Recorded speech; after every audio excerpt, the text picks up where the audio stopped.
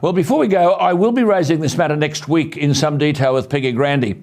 But under the Biden administration, many great American cities are becoming a shell of what they once were. Let me start with the West Coast. In Democrat-run Portland, Walmart has closed its final 2 stores in Portland due to rampant shoplifting and vandalism. In Democrat-run Seattle, Target is being ravaged by shoplifters, with one staff member telling the media that theft happens, quote, about every 10 minutes.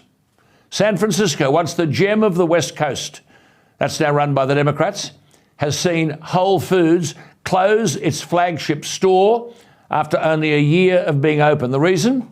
Homelessness is out of control. People are dealing and shooting up on meth, heroin and fentanyl on the streets. San Francisco. And the government seems to allow it by handing out needles to homeless junkies at taxpayers' expense. The irony, even when CNN journalists tried to report on the situation in San Francisco, they were viciously robbed. Twice. The Windy City faces the same fate. Walmart and Target have left Chicago because they lose tens of millions of dollars a year from shoplifting and vandalism. And who can blame them? The Democrats are practically condoning it. Authorities aren't prosecuting anyone who shoplifts fewer than $1,000 of goods. As a result, many Walmart stores are now locking laundry detergent and underwear in security cases. You can't believe this stuff, can you? Beyond belief. The East Coast is no better. In Baltimore, there are huge riots. Businesses are being broken into and vandalised. The city's implemented a curfew to try to curtail the chaos. But the police force says there aren't enough police officers to enforce it due to a lack of funding.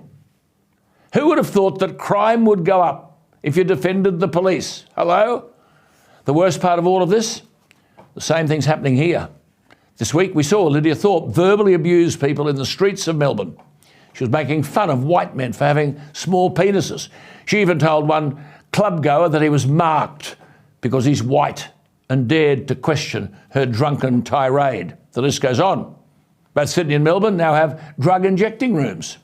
Vaccine mandates in our police forces mean we have a shortage of policemen. Recent statistics from the New South Wales Bureau of Crime Statistics and Research reveal that theft from stores jumped 23.7% last year, the fastest growth in retail crime since records began in 1995. This is what happens when you have woke government. All I can say is that at least the situation here isn't as bad as it is in the United States. Remember, a United States run by an incoherent and incapable Joe Biden. At the rate we're going, though, we can't be too far behind. More of that next week.